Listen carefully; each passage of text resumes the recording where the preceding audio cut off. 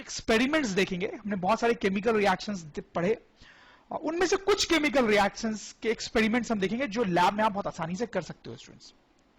तो देखो, सबसे पहला एक्सपेरिमेंट जो हम यहां पे देखना चाहते हैं स्टूडेंट्स, वो ये है। हमने देखा था ना कि मेटल्स जो होते हैं वो एसिड और बेसिस के साथ रिएक्ट करते हैं, और रिएक्ट करके क्या बनाते हैं स्टूडेंट्स, आपको याद है? Salt and hydrogen gas. अच्छा, हमने पढ़ा है स्टूडेंट्स, थोड़ी देर पहले पढ़ा है कि जो मेटल्स होते हैं वो एसिड और बेस के साथ रिएक्ट करके सॉल्ट एंड हाइड्रोजन गैस बनाते हैं। जैसे मैं एक एग्जांपल आपको रिकॉल कराऊं कि जिंक जो है, जिंक इट्स अ मेटल, वो H2SO4 जो कि एक एसिड है उसके साथ रिएक्ट करके ये सॉल्ट बनाता है, ZnSO4 and H2 hydrogen gas. ठीक, तो स्टूडेंट्स हम देखेंगे कैसा एक्सपेरिमेंटल सेटअप हम कर सकते हैं लैबोरेटरी में ये एक्सपेरिमेंट करने के लिए। ओके स्टूडेंट्स, आप देखिए इस तरीके का कुछ सेटअप होता है लैबोरेटरी में, या इस तरह का हम सेटअप कर सकते हैं लैबोरेटरी में to see this reaction actually going on. अब देखो स्टूडेंट्स, यहां पे स्टैंड है जो इस टेस्ट ट्यूब को होल्ड कर रहा है, फिर टेस्ट ट्यूब से एक ट्यूब आ रही है स्टूडेंट्स जो इस बीकर तक आ रही है। इस बीकर में आप देखो सोप सॉल्यूशन है, सोप सॉल्यूशन। ठीक है, अब देखो स्टूडेंट्स हम क्या एक्सपेरिमेंट कर रहे हैं यहां पे। इस टेस्ट ट्यूब में हमने कुछ चीजें डाली, आप देखो डाइल्यूट सल्फ्यूरिक एसिड, जो आपको लिक्विड दिख रहा है वो डाइल्यूट सल्फ्यूरिक एसिड है, और ये जो सॉलिड पार्टिकल्स आपको दिख रहे हैं वो जिंक ग्रैन्युल्स है। ठीक है स्टूडेंट्स, तो इस टेस्ट ट्यूब में ये दोनों चीजें हमने रख रखी हैं, जिंक एंड सल्फ्यूरिक एसिड। ये दोनों के बीच में रिएक्शन होना है स्टूडेंट्स, तो एक ही साथ हमने दोनों को रख रखा है, तो क्या होगा, यहां पे केमिकल रिएक्शन होने लगेगी और आपको कुछ गैस के बबल्स यहां पे राइज होते हुए दिखाई देंगे स्टूडेंट्स। ठीक है, अब वो गैस के बबल्स क्यों राइज हो रहे हैं स्टूडेंट्स, क्योंकि देखो ये दोनों जब रिएक्ट करेंगे तो जिंक सल्फेट और हाइड्रोजन गैस बनाता है, हमें पता है। तो जिंक सल्फेट जो होता है वो तो सॉल्युबल होता है वाटर में। ठीक है, तो यहां पर जो सोल्यूशन है उसमें वो डिसॉल्व हो जाएगा, लेकिन जो हाइड्रोजन गैस है वही यहां पर बबल्स के फॉर्म में निकल रही है स्टूडेंट। देखो लिखा हुआ भी है हाइड्रोजन गैस बबल्स। ठीक है, अब वो जो गैस है स्टूडेंट्स इस ट्यूब में एंटर करेगी और इस डिलीवरी ट्यूब के थ्रू आप देखो वो यहां आएंगे स्टूडेंट्स, और इस सोप सॉल्यूशन से गुजरते हुए बाहर निकलेगी। नाउ दिस इज इंपॉर्टेंट कि जब वो बाहर निकलेगी स्टूडेंट्स तो वो इस तरह के बबल्स बनाएंगी। बबल्स देखो कैसे बबल्स हैं ये, देखो स्टूडेंट्स इस तरह के बबल्स से तो आपने खेला होगा ना, कुछ इसी तरह के बबल्स आपको निकलते हुए दिखाई देंगे। यहां पर भी जो बबल्स ये बच्ची बना रही है वो भी तो सोप सॉल्यूशन की हेल्प से ही बनता है स्टूडेंट्स। तो यहां पर जब ये जो गैस यहां से इवॉल्व हुई थी, वो गैस जो है वो जब सोप सॉल्यूशन से गुजरती है तो इस तरह के बबल्स बनते हैं स्टूडेंट्स, और उस बबल में वही गैस भरी होती है जो यहां से एक्चुअली रिलीज हुई है स्टूडेंट्स। उसमें वही गैस भरी होती है, मतलब हाइड्रोजन गैस भरी हुई होती है जो यहां से एक्चुअली रिलीज हुई स्टूडेंट्स। तो बड़े इंटरेस्टिंगली यहां पर ये बबल्स बनेंगे कुछ इस टाइप के, बट उनके अंदर हाइड्रोजन गैस होगी, soap bubble filled with hydrogen. ठीक है स्टूडेंट्स, अब स्टूडेंट्स यहां पर एक छोटा टेस्ट भी हम कर सकते हैं ये कंफर्म करने के लिए कि इसके अंदर जो गैस है वो एक्चुअली में हाइड्रोजन गैस है। इनफैक्ट स्टूडेंट्स कई बार आप जब एक्सपेरिमेंट्स करोगे लैब में केमिस्ट्री की, तो हाइड्रोजन गैस ही रिलीज हो रही है किसी केमिकल रिएक्शन में, उसके लिए आपको एक टेस्ट परफॉर्म करना पड़ता है। क्या टेस्ट होता है स्टूडेंट्स, आप एक बर्निंग कैंडल या बर्निंग मैच स्टिक को इस बबल के पास लेके आओ, तो ऑब्वियसली वो बबल बर्स्ट हो जाएगा, और ये कैंडल जो है पहले जल रही थी और अभी भी जलेगी, लेकिन वो पॉप साउंड के साथ जलेगी, burning of hydrogen gas with pop sound. तो ये कैंडल जब जल रही होगी तो एक पॉपिंग साउंड आपको सुनाई देगी स्टूडेंट्स। वो क्यों, क्योंकि स्टूडेंट जब आप इसको पास ला रहे हो तो ये बबल बर्स्ट हो रहा है और उससे हाइड्रोजन गैस निकल रही है। उस हाइड्रोजन गैस के प्रेजेंस में जब कैंडल या मैच स्टिक कुछ भी जलता है तो वो एक पॉपिंग साउंड प्रोड्यूस करता है। This is property of hydrogen gas.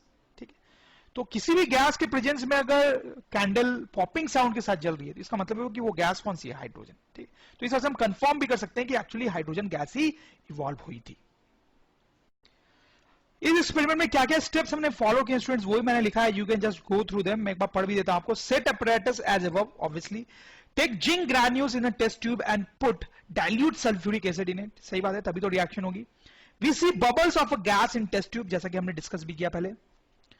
Pass the gas through a soap solution, जैसा हमने यहां पे किया। Soap bubbles will be formed with the gas inside, यहां पे सोप बबल बनेंगे और उसमें वही गैस होगी जो यहां पे इवॉल्व हुई थी। Take a burning candle close to bubbles, ठीक है, the candle burns with pop sound, ठीक है, this shows that the gas must be hydrogen gas. ठीक है students, this is the experiment. अब देखो स्टूडेंट्स, इस एक्सपेरिमेंट में यहां पे हमने जो डाइल्यूट सल्फ्यूरिक एसिड लिया है, उस डाइल्यूट सल्फ्यूरिक एसिड की जगह पे अगर हम डाइल्यूट HNO3 लेते या फिर डाइल्यूट HCl लेते तो क्या होता? तो भी कुछ नहीं होता है स्टूडेंट्स, तब भी इसी टाइप की चीजें आपको दिखाई देती, क्योंकि तभी भी ये जिंक मेटल जो है वो सल्फ्यूरिक एसिड नहीं किसी और एसिड के साथ रिएक्ट कर रहा होता।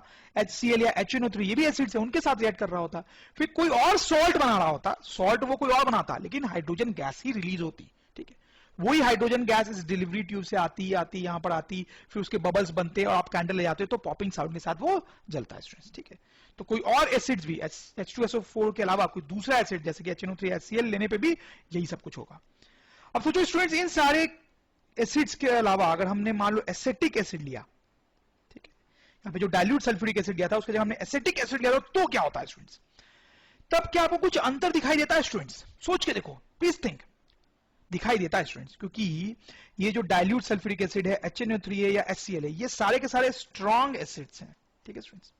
लेकिन ये जो एसिटिक एसिड है वो वीक है, वो वीक एसिड है। तो स्टूडेंट्स क्या होगा कि जब ये एसिटिक एसिड जब इस जिंक के साथ रिएक्ट करेगा जरूर रिएक्ट, जैसे ये स्ट्रॉन्ग एसिड, ये स्ट्रॉन्ग सल्फ्यूरिक एसिड जिंक के साथ रिएक्ट कर रहा है, उसी तरह से ये वीक एसिटिक एसिड भी जिंक के साथ रिएक्ट करेगा, कोई सॉल्ट बनाएगा और हाइड्रोजन गैस भी बनाएगा, और फिर वो हाइड्रोजन गैस इस डिलीवरी ट्यूब से आएगी, यहां बबल्स बनेंगे, कैंडल पॉपिंग साउंड के साथ जलेगा, ये सब होगा। लेकिन फर्क क्या होगा स्टूडेंट्स? कुछ देर पहले मैंने आपको बताया भी था कि वीक एसिड है तो ये जो रिएक्शन होगी वो स्लो होगी, स्लो रिएक्शन, ठीक है स्टूडेंट। तो इट्स इंपॉर्टेंट पॉइंट कि यहां पर अगर हम जो एसिड है वो चेंज करके एसिटिक एसिड कर दें जो कि वीक है, तो स्लो होगी रिएक्शन, ठीक है। तो आपको धीरे धीरे हाइड्रोजन गैसेस यहां पे निकलती हुई दिखाई देंगी। मतलब अगर आप यहां पे देखोगे तो क्या होगा कि डाइल्यूट सल्फ्यूरिक एसिड या HNO3 या HCl के केस में यहां पे बहुत जल्दी जल्दी बबल्स निकलते हुए दिखाई देंगे, और बहुत सारे बबल्स निकलते हुए दिखाई देंगे। लेकिन जब आप एसिटिक एसिड यूज कर रहे हो तो कम बबल्स या धीरे धीरे कम बबल्स निकलते हुए आपको दिखाई देंगे, क्योंकि रिएक्शन जो है वो स्लो हो रही होगी, ठीक है। तो slow reaction in presence of acetic acid. समझ में आई स्टूडेंट्स आपको बात? इस एक्सपेरिमेंट में एक और वेरिएशन आप ट्राई कर सकते हो स्टूडेंट्स, ठीक है। देखो, ये तो अभी हमने देखा कि मेटल जो है वो एसिड के साथ रिएक्ट करके सॉल्ट एंड हाइड्रोजन गैस बनाता है, क्योंकि हमने यहां पे एसिड लिया था, सल्फ्यूरिक एसिड या HCl, HNO3, एसिटिक एसिड, ठीक है। लेकिन मेटल जो है वो बेस के साथ भी रिएक्ट करता है to form salt and hydrogen gas, ठीक है। हमने पढ़ा है स्टूडेंट्स, एसिड जो है वो बेस के साथ भी रिएक्ट करता है to form salt and hydrogen gas. मैं आपको इक्वेशन भी याद दिला देता हूं स्टूडेंट्स। हमने देखा था कि zinc plus 2 NaOH forms what? याद आ रहा है कुछ? Na2ZnO2 plus hydrogen. इसका नाम था सोडियम जिंकेट, और ये हाइड्रोजन गैस, ठीक है स्टूडेंट्स। तो इसी सेटअप के साथ एक्चुअली आप ये वाला केमिकल रिएक्शन भी देख सकते हो। आपको बस क्या करना है स्टूडेंट्स, देखो जिंक ग्रैन्युल्स तो आपने रखे हैं पहले, इसमें आपने डाइल्यूट सल्फ्यूरिक एसिड लिया था ना, क्योंकि आपको ये रिएक्शन करानी थी। तो अब आपको ये रिएक्शन करानी है जिसमें NaOH है। तो आप डाइल्यूट सल्फ्यूरिक एसिड की जगह पे स्टूडेंट्स क्या करोगे? यहां पे डाइल्यूट NaOH डालोगे, ठीक है। तो अब यहां पे टेस्ट ट्यूब के अंदर क्या होंगे? Zinc granules and dilute NaOH, zinc granules and dilute NaOH, ये दोनों होंगे। तो अब ये दोनों रिएक्ट करेंगे वहां पे, तो ये सॉल्ट बनेगा, वो यहां सॉल्यूशन में डिसॉल्व हो जाएगा, ठीक है। और हाइड्रोजन गैस बनेगी जो फिर से यहां से निकलेगी इस डिलीवरी ट्यूब के से होते हुए, इस सोप सॉल्यूशन से पास होते हुए बबल्स बनाएंगी, फिर से हम कैंडल लेके आएंगे तो वो पॉपिंग साउंड के साथ जलेगी स्टूडेंट्स, ठीक है। तो इसी एपरेटस में थोड़ा सा चेंज करके हम ये बेस वाला रिएक्शन भी देख सकते हैं स्टूडेंट्स। तो आप देख सकते हैं कि बहुत इंपॉर्टेंट एक्सपेरिमेंट है और इसे कई सारे वेरिएशंस पॉसिबल है। कौन कौन से? पहले हमने डाइल्यूट सल्फ्यूरिक एसिड यूज किया, फिर हम दूसरे स्ट्रॉन्ग एसिड जैसे HNO3 HCl यूज करके देख सकते थे, फिर हम वीक एसिड्स यूज करके देख सकते थे, फिर एसिड की जगह हमने बेस डाला, उसको डाल के भी देख सकते हैं। हर केस में क्या इवॉल्व हो रहा है? हाइड्रोजन गैस स्टूडेंट्स, ठीक है, जो इस पॉपिंग साउंड से कंफर्म होगा। Okay students, now let's do this interesting question. Equal lengths of magnesium ribbons. Magnesium एक metal होता है students, please note this. Are taken in test tubes A and B. तो देखो थोड़ा डायग्राम बना लेते हैं students. ये एक टेस्ट ट्यूब है हमारे पास, ये एक टेस्ट ट्यूब है, इसको टेस्ट ट्यूब A बोल लेते हैं, इसमें टेस्ट ट्यूब B ले लेते हैं। दोनों में क्या कर रहे हैं हम? मैग्नीशियम रिबन सेम लेंथ का पुट कर रहे हैं, ठीक है। Hydrochloric acid is added to test tube 1। अच्छा, इसमें हमने क्या डाला है स्टूडेंट्स? हाइड्रोक्लोरिक एसिड, ठीक है। While acetic acid is added to test tube B. अच्छा, इस टेस्ट ट्यूब में स्टूडेंट्स हमने एसिटिक एसिड डाला है, ठीक है। Okay, in which test tube will the fizzing occur more vigorously and why? अब देखो स्टूडेंट्स, यहां पे क्या बोला जा रहा है, क्वेश्चन का मतलब ये है कि ये एसिड है और ये मेटल है। अभी अभी हमने जो एक्सपेरिमेंट देखा उसमें क्या हो रहा था? मेटल और एसिड रिएक्ट कर रहे थे, हालांकि दूसरा मेटल था, जिंक था, ठीक है, बट यहां मैग्नीशियम है, ये भी रिएक्ट कर सकता है। तो ये मेटल है और ये एसिड है, ये दोनों आपस में रिएक्ट करेंगे। यहां पर भी ये मेटल है और ये एसिड है, आपस में रिएक्ट करेंगे। और स्टूडेंट्स क्या होता है? मेटल एसिड के साथ रिएक्ट करता है और बनाता क्या है स्टूडेंट्स? Salt and hydrogen. ठीक है, तो in which test tube will the fizzing occur more vigorously, मतलब बेसिकली किस टेस्ट ट्यूब में रिएक्शन ज्यादा फास्ट और विग्रसली होगी स्टूडेंट्स? आप सोच पा रहे होंगे स्टूडेंट्स, यहां पर ये जो है वो स्ट्रॉन्ग एसिड है ना, स्ट्रॉन्ग एसिड, और ये जो एसिटिक एसिड है वो कैसा एसिड है स्टूडेंट्स? वीक एसिड है। तो स्ट्रॉन्ग एसिड है जो तो हमने देखा ही अभी भी कि यहां पर रिएक्शन बहुत फास्ट और विग्रसली होगी, लेकिन एसिटिक एसिड वीक है तो यहां पे स्लो होगी स्टूडेंट्स। तो आपको अपना जवाब मिल गया। It's a good question students, this is very important. अब देखो कार्बन डाइऑक्साइड का प्रेजेंस डिटेक्ट करने के लिए एक और टेस्ट भी कई बार किया जाता है और वो बहुत आसान होता है, हालांकि वो उतना इफेक्टिव नहीं होता है, वो उतना श्योर शॉट नहीं होता है। मतलब वो टेस्ट से आप 100% कंफर्म नहीं हो सकते कि कार्बन डाइऑक्साइड ही है, but still sometime it is use. Carbon dioxide extinguishes a burning candle. Students, कोई बर्निंग कैंडल है और अगर आप उसको कार्बन डाइऑक्साइड के प्रेजेंस में ले जाओगे, मतलब कहीं से कार्बन डाइऑक्साइड गैस इवॉल्व होकर आ रही है और बर्निंग कैंडल आप वहां पे ले जाओगे तो वो एक्सटिंग्विश हो जाती है, बुझ जाती है वो। ठीक है, कार्बन डाइऑक्साइड के प्रेजेंस में वो जल नहीं पाती है। अब ये बात हम कर ही रहे हैं स्टूडेंट, तो एक और सिंपल सी बात कर लेते हैं कि ऑक्सीजन ब्राइटन्स अ बर्निंग कैंडल। ठीक है, कई सारे केमिकल रिएक्शन में ये भी काम आएगा आपके कि अगर ऑक्सीजन गैस अगर आए और वहां पर हम बर्निंग कैंडल ले जाएं तो वो बर्निंग कैंडल और ब्राइटली ग्लो करने लगती है। आप समझ रहे हो क्यों? क्योंकि ऑक्सीजन जो है वो तो किसी चीज के बर्निंग को सपोर्ट करती है, ठीक है, लेकिन कार्बन डाइऑक्साइड जो है वो सपोर्ट नहीं करती है, तो उसके प्रेजेंस में जो कैंडल है वो एक्सटिंग्विश हो जाता है। ठीक है स्टूडेंट्स, चलो तो अब हम अपने एक्सपेरिमेंट की तरफ जाते हैं जो हम देखना चाहते थे। ओके स्टूडेंट्स, तो हम देखेंगे कैसे सोडियम कार्बोनेट जो है वो HCl एसिड के साथ रिएक्ट करके ये NaCl सॉल्ट बनाता है, कार्बन डाइऑक्साइड बनाता है और वाटर स्टूडेंट्स। ठीक है, तो उसके लिए इस तरह का कुछ एक्सपेरिमेंटल सेटअप हमें करना पड़ेगा स्टूडेंट्स। आप देख सकते हो, ध्यान से देखना, ये टेस्ट ट्यूब है, यहाँ कॉक लगी हुई है, ये स्टैंड है जो टेस्ट ट्यूब को अपने पोजीशन में रख रहा है, ये थिसल फनल है, दिस इज इंपॉर्टेंट। अब देखो ये फनल टाइप स्ट्रक्चर आपको दिख रहा होगा, यहां से आप कुछ भी कोई भी लिक्विड जो है वो अंदर इस टेस्ट ट्यूब के डाल सकते हो। फिर आप देख सकते हो यहाँ पे डिलीवरी ट्यूब है जो एक टेस्ट ट्यूब तक जा रही है, उस टेस्ट ट्यूब में है कैल्शियम हाइड्रोक्साइड सोल्यूशन, उसका नाम और क्या है students? Lime water, lime water. ठीक है, अब स्टूडेंट्स देखो हम क्या करेंगे, ऑब्वियसली इस टेस्ट ट्यूब में हम वो चीजें डालेंगे जिनके बीच में रिएक्शन कराना है, मतलब सोडियम कार्बोनेट एंड HCl। तो देखो ये सोडियम कार्बोनेट हमने डाला यहाँ पे। ठीक है, इस थिसल फनल के थ्रू हम डाइल्यूट HCl यहाँ पे डालेंगे, तो यहाँ पे देखो डाइल्यूट HCl, अब ये दोनों आ गए, यहाँ पे रिएक्ट करेंगे, रिएक्ट करके स्टूडेंट्स NaCl बनाएंगे।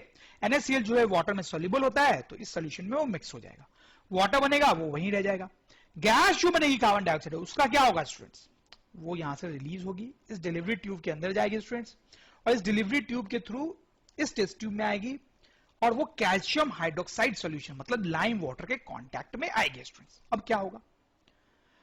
अब स्टूडेंट्स क्योंकि ये कार्बन डाइऑक्साइड ही है, हमें पता है कार्बन डाइऑक्साइड ये है, तो वो जब लाइम वाटर से पास करेगी तो क्या होता है? अभी भी हमने देखा है, वो लाइम वाटर जो है वो मिल्की हो जाएगा स्टूडेंट्स, मिल्की हो जाएगा। ठीक है, और अगर हम ये कार्बन डाइऑक्साइड पास करते नहीं तो थोड़ी देर बाद क्या होगा स्टूडेंट्स? वेरी इंटरेस्टिंगली ये जो मिल्कीनेस है वो वैनिश हो जाएगी, मिल्कीनेस वैनिशेस या डिसअपीयर्स। ठीक है स्टूडेंट्स, और ऐसा होना इस बात का प्रूफ है कि जो गैस यहां से निकली वो एक्चुअली में कार्बन डाइऑक्साइड ही है। अगर ऐसा नहीं होता तो हम समझ जाते हैं कि जो गैस यहां से निकली है वो कार्बन डाइऑक्साइड नहीं है स्टूडेंट्स, लेकिन वैसा ही होगा। अब स्टूडेंट्स यही था एक्सपेरिमेंट, और इसका जो करने का प्रोसेस है वो मैंने यहां पे लिखा भी है, you can just go through that.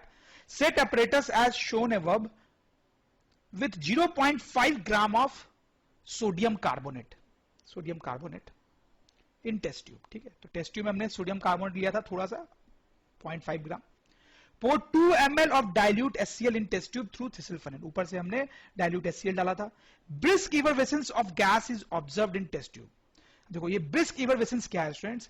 जब आप HCl ऊपर से डालोगे तो आपको बिल्कुल हलचल सी मस्ती हुई अंदर दिखाई देगी, बिल्कुल विग्रसली गैस के बबल्स, कार्बन डाइऑक्साइड गैस के बबल्स आपको निकलते हुए दिखाई देंगे, तो वही है brisk effervescence। ठीक है, pass the gas produce through lime water. ठीक है स्टूडेंट्स, वही हमने किया भी था यहाँ पे। Lime water turns milky, which shows that the gas was carbon dioxide. Okay. On passing the gas continuously, milkiness disappears. सही है ना स्टूडेंट्स, कोई डाउट की बात नहीं है। अब देखो स्टूडेंट्स, यहां पर इस एक्सपेरिमेंट का एक और वेरिएशन हम कर सकते हैं। देखो यहां पर हमने सोडियम कार्बोनेट को एसिड से रिएक्ट कराया। ठीक है, हम ये भी कर सकते हैं स्टूडेंट्स कि हम सोडियम बाइकार्बोनेट को रिएक्ट कराएं। सोडियम बाइकार्बोनेट भी जो है वो भी HCl के साथ रिएक्ट करके यही तीन प्रोडक्ट देता है, NaCl, CO2 एंड H2O।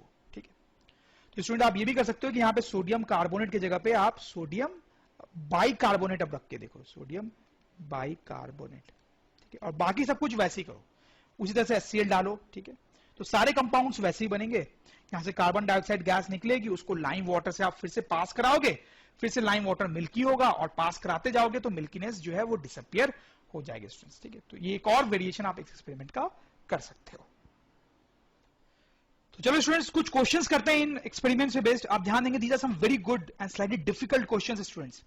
तो क्या हो रहा है यहाँ पे, metal compound A reacts with dilute hydrochloric acid. तो स्टूडेंट्स कोई कंपाउंड ए है जो डाइल्यूट हाइड्रोक्लोरिक एसिड के साथ रिएक्ट कर रहा है, ठीक है, रिएक्ट कर रहा है तो कुछ बना भी रहा होगा। टू प्रोड्यूस, अच्छा दिया हुआ है, इवरवेसेंस, इवरवेसेंस प्रोड्यूस होता है जब ये दोनों रिएक्ट करते हैं, ठीक है। द गैस इवॉल्व, और उस इवरवेसेंस में कोई गैस इवॉल्व होती है, extinguishes a burning candle, okay. ये दोनों रिएक्ट करके एक ऐसी गैस बना रहे हैं जिससे बर्निंग कैंडल बंद हो जाती है। कौन सी गैस है बता सकते हो स्टूडेंट? आप तो इंटेलिजेंट हो, समझ गए होंगे, कार्बन डाइऑक्साइड गैस है, अभी भी हमने बात की थी उसकी।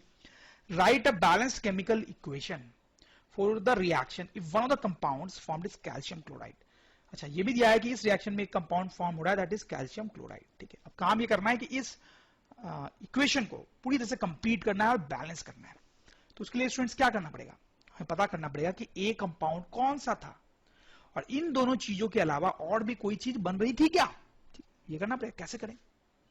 देखो स्टूडेंट्स आप याद करो, अभी भी तो हमने पढ़ा है ना कि कार्बोनेट जो होता है या फिर बाइकार्बोनेट जो होता है वो एसिड के साथ रिएक्ट करता है, रिएक्ट करके सॉल्ट बनाता है, सॉल्ट के साथ साथ कार्बन डाइऑक्साइड और वाटर भी बनाता है, ठीक है, पढ़ा है। अब ये जो आधी अधूरी इक्वेशन है, क्या आपको ऐसा लग रहा है कि ये जो इक्वेशन है शायद इसी फॉर्म की हो? देखो क्योंकि अगर हम रिएक्टेंट्स की बात करें तो एसिड होना चाहिए, एसिड है, ठीक है। एक और कंपाउंड होता है कार्बोनेट या बाइकार्बोनेट, तो एक और कंपाउंड की बात तो की जा रही है यहाँ पे, ठीक है। तो हो सकता है वो कार्बोनेट हो या बाइकार्बोनेट हो, ठीक है। बनता क्या है, सॉल्ट, कार्बन डाइऑक्साइड और वाटर, सॉल्ट, कैल्शियम का क्लोराइड जो है वो सॉल्ट है, कार्बन डाइऑक्साइड बन ही रहा है और उसका वाटर भी बन रहा हो, हमें बताया नहीं गया, ठीक। तो ऐसा लग रहा है कि यही इक्वेशन है, ठीक है। तो वाटर भी शायद बन रहा होगा, हमने लिख दिया, ठीक है। अब ये जो है ए, वो कौन सा कंपाउंड है ये पता करना पड़ेगा स्टूडेंट्स। देखो वो कार्बोनेट भी हो सकता है और बाइकार्बोनेट भी हो सकता है, ठीक है। अगर वो कार्बोनेट है, अगर वो कार्बोनेट है, एक कार्बोनेट है तो उसमें एक आयन तो ये होगा, और अगर वो बाइकार्बोनेट है तो उसमें एक आयन ये होगा, ठीक है। कार्बोनेट वैसे कंपाउंड होते हैं जिसमें ये होता है CO3, बाइकार्बोनेट ऐसे कंपाउंड होता है जिसमें HCO3 होता है। तो ये कार्बोनेट भी हो सकता है, बाइकार्बोनेट भी। कार्बोनेट होगा तो CO3 होगा, बाइकार्बोनेट होगा तो उसमें HCO3 होगा, ठीक है। और क्या होगा इस ए कंपाउंड में? देखो स्टूडेंट्स जो चीजें हमारे पास बन रही है उसमें कैल्शियम क्लोराइड है, तो ये कैल्शियम कहां से आया, कैल्शियम कहां से आया? वो HCl में तो है नहीं, तो वो कहां से आया होगा बताएं? ए से आया होगा, ए से। तो इसका मतलब स्टूडेंट्स कि ये शायद कैल्शियम कार्बोनेट होगा, कैल्शियम कार्बोनेट, ठीक है। और अगर बाइकार्बोनेट है तो शायद वो कैल्शियम बाइकार्बोनेट होगा, ऐसे, ठीक है। तो ए जो है क्या तो वो कैल्शियम कार्बोनेट हो सकता है या कैल्शियम बाइकार्बोनेट हो सकता है, समझ रहे हो मेरी बात? तो अब पूरी रिएक्शन को हम लिखें तो अगर कार्बोनेट है तो calcium carbonate plus HCl will give me calcium chloride plus CO2 glass plus H2। अब इसको बैलेंस भी करना है, तो आप ध्यान देना कि यहां 2 लिख दोगे ना आप, तो अब ये बैलेंस हो गया। आप इसको चेक करना, बैलेंस करने के लिए अगर आपको नहीं आता है तो वो केमिकल रिएक्शन वाला जो चैप्टर है, केमिकल रिएक्शन, उसमें मैंने समझाया, you can have a look at that. और अगर कैल्शियम बाइकार्बोनेट है then again it will react with HCl to form calcium chloride plus CO2 plus water. अब इसको बैलेंस करना पड़ेगा, उसके लिए यहां अगर हम 2 लिख दें, एक्चुअली यहां 2 लिख दें और यहां 2 लिख दें तो शायद ये बैलेंस हो गया, मुझे लग रहा है। हाँ स्टूडेंट्स ये बैलेंस है, ठीक है। तो आप ये भी नोट करें कि ये जो क्वेश्चन था उसके 2 सॉल्यूशन हो सकते हैं, क्या तो ये रिएक्शन हो सकती है, क्या तो ये रिएक्शन हो सकती है, ठीक है। अब इस क्वेश्चन पे आएंगे हम। पिछले वाला क्वेश्चन थोड़ा डिफिकल्ट था, आपको थोड़ा और उसको वापस देखना चाहिए अगर थोड़ा भी आपको डाउट है तो। Okay student, this question, a solution reacts with crossed egg cells. Crossed egg cells जो होते हैं वो बेसिकली कैल्शियम कार्बोनेट के बने होते हैं, ठीक है। तो बेसिकली हम सोचते हैं कि a solution react with calcium carbonate, मतलब कैल्शियम कार्बोनेट से कोई सॉल्यूशन रिएक्ट कर रहा है, ठीक है। टू गिव अ गैस, अच्छा रिएक्शन के बाद एक गैस बन रही है which turns lime water milky. अच्छा तो कौन सी गैस है स्टूडेंट्स? CO2, आप समझ गए, ठीक है। तो सोल्यूशन कंटेन्स, अच्छा तो बताएं कि ये जो सोल्यूशन है उसमें क्या है स्टूडेंट्स, उसमें क्या है, कैसे बताएं आप? तो स्टूडेंट्स ये जो थोड़ी देर पहले हमने क्वेश्चन किया उसमें हमने ये रिकॉल किया था बात कि जो कार्बोनेट्स होते हैं वो एसिड्स के साथ रिएक्ट करते हैं और काफी सारी चीजें बनाते हैं, उसमें CO2 भी होता है। अब देखो कुछ वैसा ही लग रहा है, यहाँ पे बनने वाली चीजों में एक CO2 है, देखो CO2, रिएक्ट करने वाली चीजों में यहाँ पे कैल्शियम कार्बोनेट है। तो ये तो हम देख रहे थे कि कार्बोनेट कंपाउंड जो है वो एसिड के साथ रिएक्ट करता है, तो यहाँ पे एक कार्बोनेट कंपाउंड है जो किसी और चीज के साथ रिएक्ट कर रहा है और CO2 बना रहा है। तो इस इक्वेशन से अगर हम मैच करें तो ऐसा लग रहा है कि ये जो सोल्यूशन है वो क्या होना चाहिए स्टूडेंट्स, कोई एसिड होना चाहिए। तो मतलब ये जो सोल्यूशन है this is actually an acid, ठीक है। अब देखो NaCl, this is not an acid, HCl, तो ये HCl है, HCl, ठीक है। इन चारों में अगर आप इन चारों को देखेंगे ये भी एसिड नहीं है, ये भी एसिड नहीं है, यही एक एसिड है, तो this is the right answer. वो सोल्यूशन जो है वो HCl का सोल्यूशन है स्टूडेंट्स। समझ में आई आपको बात, ठीक है। अब देखो स्टूडेंट्स, कैल्शियम कार्बोनेट की बात चली है तो मैं आपको एक और इंपॉर्टेंट बात बताता हूं कैल्शियम कार्बोनेट के बारे में, जो कई बार क्वेश्चन सॉल्व करने में आपकी हेल्प करेगी। जैसे हमने देखा ये क्रस्ड एग शेल है, वो कैल्शियम कार्बोनेट का बना होता है। कैल्शियम कार्बोनेट एक बहुत ही पॉपुलर केमिकल कंपाउंड है जिससे बहुत सारी चीजें बनी होती है, जैसे लाइम स्टोन जो होता है स्टूडेंट्स वो कैल्शियम कार्बोनेट होता है।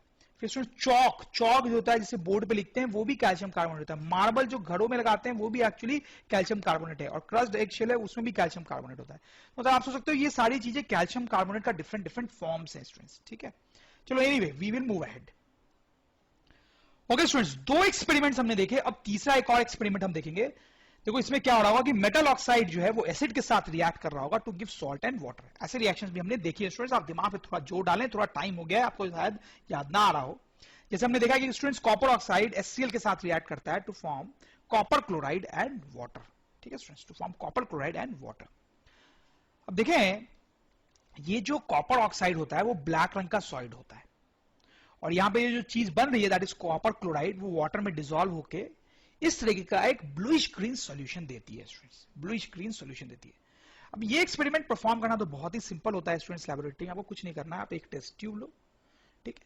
उस टेस्ट ट्यूब में आप ये ब्लैक रंग का कॉपर ऑक्साइड डालो जो कि सॉलिड फॉर्म में होगा, ठीक है स्टूडेंट्स। ऊपर से उसमें HCl डालना है आपको जो कि कलरलेस सॉल्यूशन होगा, डाइल्यूट, ठीक है स्टूडेंट्स।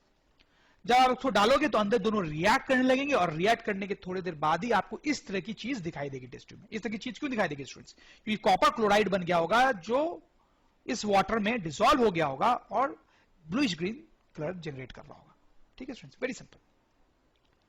मैंने यहां पे लिख भी दिया स्टूडेंट्स कि हमने क्या स्टेप्स फॉलो किए हैं, we will just go through them. Take small amount of black copper oxide in a test tube, ठीक है। Pour some dilute HCl slowly in test tube, slowly धीरे डालना है। कीप स्टायरिंग, मतलब इसको आप मिलाते जाओ ताकि रिएक्शन अच्छे से हो सके। We observe a bluish green solution due to formation of copper chloride, done. So students, corrosive nature of acids और बेसिस, एसिड और बेसिस जो होते हैं वो चीजों को बहुत हार्म पहुंचा सकते हैं। जैसे आप देखिए अगर हमारे बॉडी पे गिर जाए स्टूडेंट्स तो क्या हालत हो सकती है हमारी। वैसे स्टूडेंट्स अगर वो वुड पे गिर जाए तो वुड को बर्न कर सकते हैं, पेपर पे गिर जाए तो पेपर तो कहां जाएगा पता ही नहीं चलेगा स्टूडेंट, बहुत सॉफ्ट होता है ना।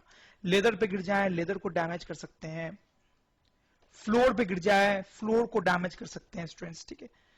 तो एक्चुअली क्या होता है कि एसिड और बेसिस बहुत रिएक्टिव होते हैं, हमने उनके बहुत सारे रिएक्शंस देखे भी हैं। अब जैसे हमारे बॉडी पे गिरे तो हमारे स्किन में जो केमिकल्स होते हैं उनके साथ रिएक्ट कर जाते हैं, ठीक है, तो स्किन को पूरी तरह से बर्बाद कर सकते हैं। वुड पे गिरे तो वुड में जो केमिकल्स है उनके साथ रिएक्ट कर लिया, और जिस भी चीज पे गिरते हैं उनके अंदर जो केमिकल्स हैं उनके साथ वो रिएक्ट कर लेते हैं और उनको खराब कर देते हैं, उनको कोरोड कर देते हैं। ओके स्टूडेंट्स, कोरोड कर देते हैं।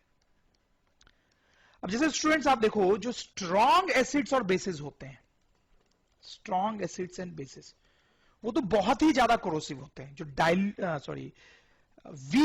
वीक एसिड और बेसिस जो होते हैं वो कम कोरोसिव होते हैं, ठीक है स्टूडेंट्स। ये तो बहुत ऑब्वियस सी बात है कि स्ट्रॉन्ग एसिड और बेस ज्यादा कोरोसिव होंगे, और उसमें भी स्टूडेंट्स जो कंसंट्रेटेड है तो बहुत हाईली कोरोसिव हो जाएगा, और अगर डाइल्यूट है तो थोड़ा कम कोरोसिव होगा, ठीक है।